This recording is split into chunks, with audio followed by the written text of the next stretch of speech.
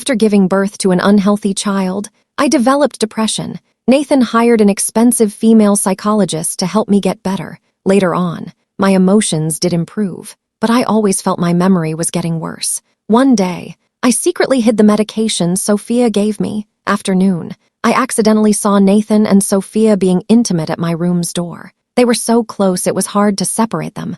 I raised you for 10 years. This is how you repay me. You refuse to touch her because she gave birth to an unhealthy child. I'll take care of you in her place. Isn't that a form of repayment? Besides, letting her see and then forgetting is more interesting. I accidentally let her find out a few times before. After taking the medication, I still can't remember anything. I only remember that you are her psychologist. After taking the medicine, I still can't remember anything. I only remember that you are her psychologist.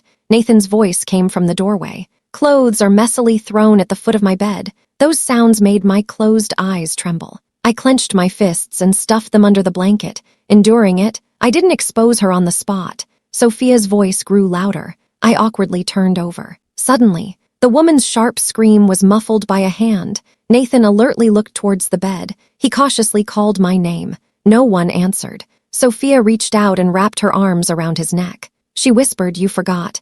I had already increased her dosage before. This time she definitely won't wake up." Nathan suddenly grabbed her hair. He asked her with a smile. "Initially, I funded your psychology studies, and you used it on me like this." Sophia gasped for breath. She cast a triumphant glance my way. She leaned her head into Nathan's embrace. Gently patting his hand, she smiled.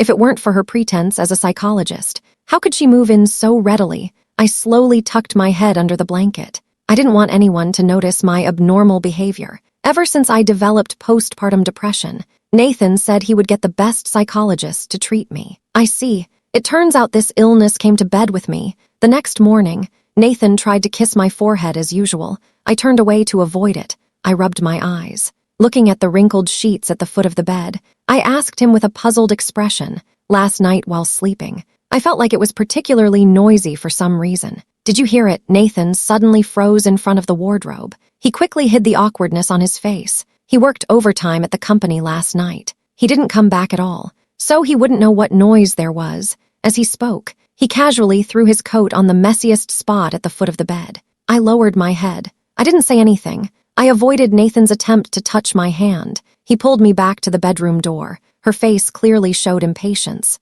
"What's going on? Is it because you haven't taken enough medicine? Getting so worked up so early in the morning." I heard a sound. Sophia hurriedly walked over from the adjacent room. She worriedly held onto my arm. She softly asked if I was feeling unwell. Before I left with her support, her high-heeled shoe accidentally brushed against Nathan. After finishing breakfast, Sophia helped me refill my prescription. She comforted me in a soft voice. "Sister Emily, your condition has worsened. That's why your emotions are so unstable." Seeing that I still wouldn't take my medicine, she continued to speak. Sophia stopped pretending. She directly grabbed a handful of medicine and forced it into my mouth. Seeing me bent over in discomfort, but I couldn't fight back. She was laughing so hard she couldn't straighten up. "I told you to take it, just take it." Still acting all pretentious. "You really think I'm your therapist?" I stood up unsteadily. "You do this, then you won't worry about me spilling the beans." Sophia squatted in front of me, looking at me with a pitying gaze, like looking at a homeless puppy. She said, so pathetic, "Do you think taking the pills will help you remember these things?" Once the room was completely silent, I immediately hid in the bathroom, inducing vomiting with my fingers. I threw up the pills, but the medication that had already taken effect still made me unable to help but lie on the floor. It took a while before I recovered. I squinted and looked up. I suddenly noticed a script stuck in the radiator. I casually flipped it open to take a look. It turned out to be something I wrote during my amnesia. There was a scene where the male lead was carrying the female lead, secretly together with the female supporting character. This script's lines don't sound like a script at all. Instead, they sound like blunt truths from everyday life. It's so real, as if I've experienced it myself. I tapped my head. I still can't remember where I've seen this scene. I've delayed too long. Sophia started to have doubts. She knocked on the door, urging me to come out quickly. After not taking my medicine for several days, Sophia took advantage of Nathan going out, suddenly said she wanted to give me a detailed checkup. As soon as I sat down, she propped her chin up and said with a smile, Emily, you actually already know, right? I am now with Nathan. I looked calmly into her eyes. Sophia wore a proud smile. If it weren't for Nathan still having you in his heart, I really want to secretly cut off your medication. She is confident. Even if I know all this, it won't change anything. Nathan will not accept me again. Sophia gently patted my hand. Since that time, you gave birth to a stillborn child. After Nathan saw it with his own eyes, he has completely lost interest in you. My eyebrows twitched. I suddenly opened my eyes wide, seeing me like this. Sophia's smile became more pronounced. She asked me, "You know why you suddenly developed postpartum depression after saying that?" Sophia stood up. She gently lifted my chin with her finger, like teasing a little kitten, "Because I am a psychologist. If you weren't ill, what reason would I have to move in here legitimately?" I shook off Sophia's hand. "Are you not afraid that I will tell Nathan about this, confront him directly, or post it online, to completely embarrass this pair of secret lovers?" Sophia pretended to cover her mouth, feigning surprise, yet her eyes were provocatively looking at me. She grabbed a handful of medicine from the countertop behind her and slowly walked towards me. "I have told you this more than once already. You think I'm afraid?" she said while shoving the medicine into my mouth forcefully. I was struggling. I heard the sound of the front door lock. I immediately stopped moving. They lifted me onto the bed. I vaguely heard Nathan ask about my condition. Then Sophia rushed over and hugged him. She sweetly asked him when he would clarify things with me. Nathan didn't say anything. He gently pushed her away. He looked at the bed. Frowning, he grabbed both of her wrists. "What right do you have to ask me for a title?" Another round of laughter ensued. Somehow, the two of them ran from the living room to the study. They opened the script I had been reading halfway through these past few days. Sophia playfully shouted that she wanted to act according to the script. Nathan was unwilling. He simply closed my script. He rubbed his temples, suddenly lost interest. She didn't force it. She smiled playfully, flipped through a few more pages. If it weren't for her taking medication all along, I almost thought she really remembered. I opened my eyes. It was very dark in the room. That's when I realized everything I wrote in my script is true. A few days later, I went to Nathan's company with the revised manuscript to find the editor. On the way back, I heard the employees discussing. They said Nathan found a young and beautiful girlfriend. I was stunned for a moment. I was dazed for a while. Then I casually asked an employee, "Is Nathan's girlfriend always in the company?" The employee thought I was gossiping, gave me a knowing look. I walked a bit unsteadily, calculating in my head. I have been married to Nathan for 2 years. He said he didn't want our married life to be known by everyone, so we didn't have a wedding, not even a post on social media. Now, I finally understand this matter. No one in the company actually knew Nathan was married. Who is that beautiful girlfriend they were talking about? I can probably guess. I dragged my weary body, under the pretense of discussing the script. Only then was I able to enter the president's office floor. I pushed the door open and saw Sophia resting her head on Nathan's lap. Her hand had already slipped under his shirt. When she saw me come in, she not only didn't stop, but became even bolder. Her eyes were fixed on Nathan. Suddenly, tears fell down. "Shouldn't you give me an explanation?" Nathan pushed Sophia's hand away, but he didn't stop her from leaning on his lap. I anxiously asked her if she brought the medicine. The sadness on my face instantly turned into sarcasm. I directly threw the script in my arms at him. "Take your medicine. I stopped taking it a week ago. You two are flirting right in front of me all day, doing those shameful things." I remember every single one of them. Nathan furrowed his brows and rubbed his temples. He pushed away Sophia, who was trying to pull me closer. "Let me calm down first." I forcefully shook him off. "You remember what we said at the matchmaker's temple? He said he would love and take care of me for a lifetime, even when you grow old and sick, no matter how your appearance changes." But Nathan's expression suddenly turned cold. His lips trembled as he said something I would never forget. "I love you, but I will always remember the image of the doctor taking out that unhealthy child from you." My face turned pale all of a sudden. I felt like I was splashed with a bucket of ice water. From head to toe, I felt cold. "You know what I suspected about you back then, but the child that was born was like this." Nathan hadn't finished speaking. I gritted my teeth. I raised my hand and slapped him across the face. "What I am certain of is, the child did not survive the day of birth. Later I learned that it was a congenitally deformed baby. The result left Nathan, a man who has never had children, with psychological trauma and misunderstandings. It's really laughable. He doesn't believe that I am innocent at all. And he still wants to mock me like this. Sophia stood behind Nathan. With a smug expression, she asked me, "Why is it necessary to uncover the truth? Isn't it better to live your whole life in the beautiful dream he created for you?" I shook my head in disbelief, looking at Nathan, who couldn't bring himself to look at me. Suddenly, I self-deprecatingly pressed my lips together. My voice was so soft it was barely audible. "If that's the case, then let's just get a divorce." Nathan rejected it without a second thought. "You must be dreaming. We can never think about divorce." My heart felt tight and anxious. I could barely breathe. I didn't want to say anything more to him. I hurriedly left the office. After arriving at the law firm, I specifically sought the best lawyer for help. After investigating, I finally understood. Sophia said I had mental issues. Reporting has restricted my rights. I might not be able to file for divorce myself. I stopped what I was doing. My brows furrowed even tighter. The lawyer asked me if I had any reliable relatives. I could ask them for help. I bit my lower lip. A name suddenly popped into my mind at that moment. The phone vibrated a few times. It was a message from Nathan. He told me not to think about divorce. I didn't think any further. I directly dialed that number I hadn't contacted in a long time. "Bro, I've run into some trouble. Can you come help me?" In the evening, I returned home feeling dejected. Nathan was sitting in the living room. Without looking up, he asked if I had gone to see a lawyer. I remained silent. He didn't get angry either. He pulled me to sit on the sofa. He placed his hand on my shoulder. "I have always only loved myself, but I am also a man. I have physical needs after all. I cannot find satisfaction with you." I kept watching his eyebrows raise as he spoke. This reminds me of the first time I met Nathan. At that time, I was looking for producers to discuss collaboration with my first script. At the dining table, there was always someone making things difficult for me. They made me imitate the female lead from the play, to perform an ambiguous scene in front of the investors present. On the surface, they said it was a performance. The smirks from the other men at the table made me hesitate to approach. At that moment, Nathan suddenly tapped the table with his wine glass. "What's wrong? Haven't you ever seen a performance you came all the way here to watch?" After saying that, he furrowed his brow just like he does now. His gaze softened a bit when he looked at me. He asked me to sit back down first, after the meal. Nathan called me aside. He carefully flipped through the script I brought. He said my writing was very lively, just like me. The first TV series I filmed in my life was funded by him.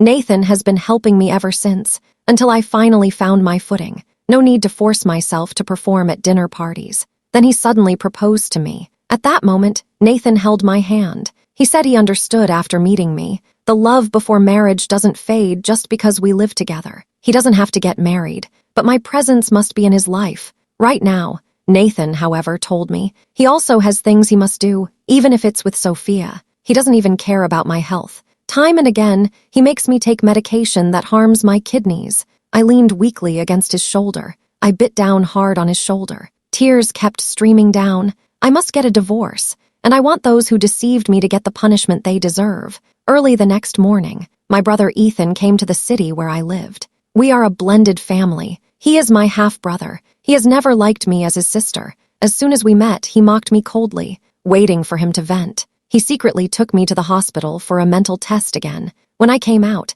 I vaguely heard Sophia's name. Someone was inquiring about how many times Sophia picked up her medication at the pharmacy. They said, "The records for antidepressants and sleeping pills don't match. These medications cannot be used casually by pregnant women." I was stunned. I froze completely. I rushed over and grabbed the doctor's hand. I asked with a trembling voice, "About the medications you just mentioned. Why can't pregnant women use them? Will this cause fetal deformities?" The doctors didn't dare to tell me directly, but I had already guessed the answer from their panicked expressions. I felt weak all over. I collapsed directly on the ground. The next morning, Nathan saw me quietly sleeping next to him. He thought I had completely made up my mind to stay by his side. With a slight smile at the corner of my mouth, gently caressing my cheek, spoke softly, "Emily, as long as you stay by his side peacefully, I will gradually accept you again." I tilted my head slightly. As soon as the door closed, I immediately got up from the bed.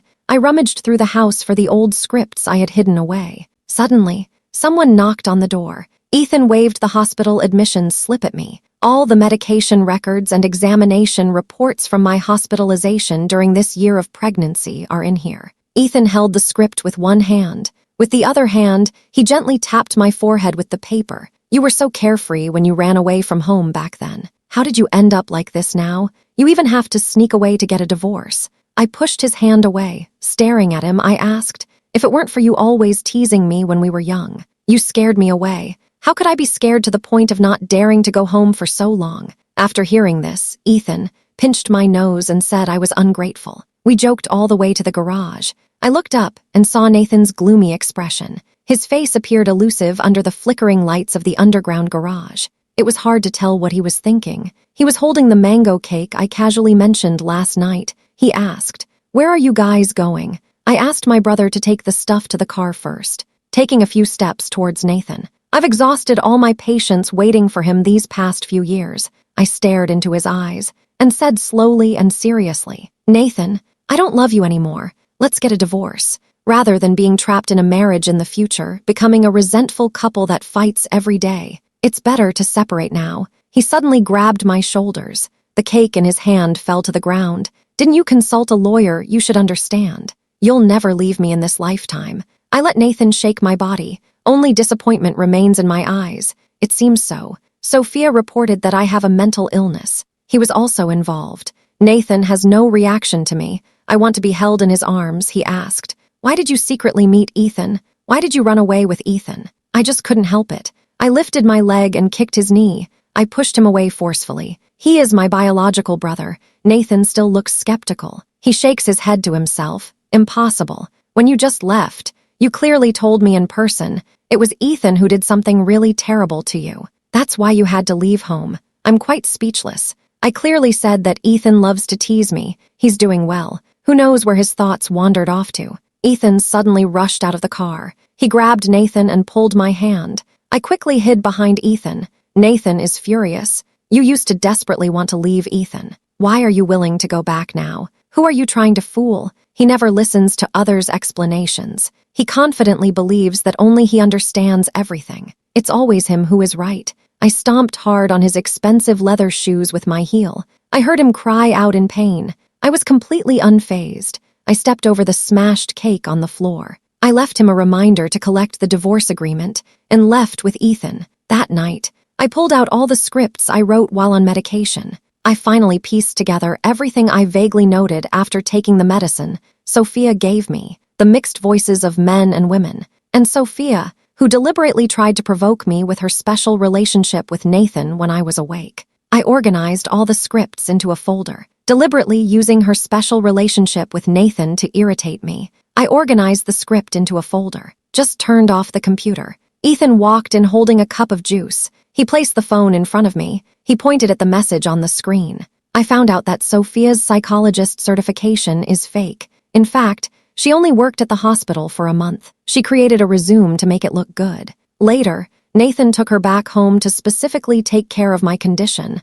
I haven't had the chance to thank him yet. Ethan continued to speak. He has already reported Sophia anonymously. The hospital is currently investigating this matter. Just the fact that Sophia took hospital-controlled medications without permission is enough. It's enough for her to bear legal responsibility. I whispered a thank you. Ethan lazily leaned against the doorframe, with his arms crossed. At the same time, he said he was sorry. He was apologizing for the times he bullied me with a group of boys when we were young. I didn't understand what remarriage was when I was a child. I always thought that, when Dad had a new home and children, he would forget about me and Mom. Ethan stood by the door. The shadow cast by his choppy bangs covered his eyes. Suddenly, he patted my shoulder. "Thank you for asking me for help this time. It's also a chance for me to make it up to you, brother." I just finished saying that. Suddenly, my phone vibrated twice. The hospital quickly found out that Sophia had hoarded a large amount of sedatives. Her punishment decision was made public. In the news photos, there's Sophia, who just a few days ago arrogantly forced pills into my mouth. Now she's walking down the street with messy hair. Everyone is pointing fingers at me. I sincerely thanked Ethan. During those days when Sophia's incident was all over the internet, Nathan called me many times. I was focused on writing the script at that time. My phone was set to silent. It wasn't until I finished that I saw the messages Nathan had sent a few days ago. "I'm downstairs at your place. Can we meet?" I thought he must have left by now. After all, it's been so long. But when I went downstairs to buy snacks, I saw him still standing there, leaning against the tree trunk. His back was slightly hunched as soon as he saw me. His eyes instantly lit up. He was just about to walk over to me, but he hadn't eaten for so long that his legs were weak. He almost fell. He had to lean against a tree to steady himself. Nathan hurried over. He shook his head to wake himself up a bit. I couldn't help but ask him, "This must be uncomfortable for you." But every time he lets Sophia give me medicine, I always have this uncomfortable reaction. Before taking the medicine, I always plead with Nathan. I don't want to keep falling asleep, but he pretended not to hear. Nathan lowered his head and said sorry. At that time, I didn't know how to face you, and I was afraid you would notice something was off with me, so I directly interrupted him. "So what? So you just took Sophia home and waited for me to finish my medicine every day, doing that kind of thing in my room, even accidentally getting caught by me, and then giving me some memory loss drug?" I smiled coldly. "Nathan, you have no bottom line. It's really disgusting." In the next month, I submitted my resignation multiple times through the company intranet, but each time it was rejected by Nathan. I hurriedly walked into Nathan's company with my bag. I found Nathan in the conference room, in front of all his employees. I slammed my resignation letter on his desk. Nathan's assistant was shocked, quickly grabbed my arm, advised me to speak properly. "Don't be so rude to Nathan. You see, it's been almost a month since the incident. They still think the lady of Nathan's house is Sophia. I find it quite ridiculous, but I also don't want to explain my relationship with Nathan to others." He suddenly pushed his assistant away, ignoring the many employees waiting for the meeting. He said, "Resignation letter and divorce agreement. I will only sign one. You choose." As I turned to leave, Nathan didn't even bother to take off the microphone. I rushed out after him. "Emily, I haven't been able to contact you during this time. Now I understand. The child's deformity is due to the medication Sophia took while pregnant. I no longer mind those things. Can we start over, even if it's just a 30-day cooling-off period before the divorce?" But hearing these words now, all I feel is a wave of nausea. I don't want him following me around the hallway, being talked about by the staff in the end. I set a deadline for him. If I don't receive 2 signed documents by then, I will have to go through legal procedures. Before leaving, the receptionist suddenly followed me closely. She actively helped me push the door open and sent me out. She bent down to apologize to me. She said she didn't know about my relationship with Nathan before. There were times she blocked me outside the door. She told me not to take it to heart. She handed me a small gift and stuffed it into my hand. I didn't accept it. To be honest, I don't even remember the front desk stopping me at all. This matter is nothing compared to the other grievances I suffered at Nathan's house. It might not even count for anything. A few days later, Ethan sent me a video. In the video, Sophia was taken away for questioning. She had run to Nathan's house and knelt down to ask Nathan for help. Unexpectedly, Nathan had just received the divorce agreement I sent. In a fit of anger, he pushed Sophia hard. Then he grabbed her by the collar and threw the hospital's diagnosis report of the deformed child in front of her. If I hadn't seen that freak back then, how could I feel nauseous every time I see Emily for such a long time? Sophia shook her head while crying. She reached out to grab Nathan's pant leg, but she was kicked away by him. In the end, Nathan used the evidence to personally make Sophia receive the punishment she deserved. After watching the video, I felt no waves in my heart. I continued to focus on writing the script. At that moment, Ethan suddenly sent a message. "Nathan said he wants to discuss the divorce agreement with you in person. If we reach an agreement, we'll sign it today." I went to the restaurant he reserved as agreed. 2 copies of the agreement were placed in front of us. "I'm sorry. I had preconceived notions from the start. I had suspected you before, especially after seeing that child who didn't survive. That's why I misunderstood so deeply." I frowned tightly. I impatiently tapped the table. I wanted him to hurry up and sign without saying more. Nathan's fingers were clearly defined as he held the pen, but he hesitated to write. "If we get divorced, can we pretend that everything that happened before never occurred?" After hearing that, I couldn't help but laugh. I clenched the hem of my clothes. The veins on my neck became more pronounced. How can we act as if this never happened? Even now, I can't forget. When I had just given birth, your gloomy and frightening expression.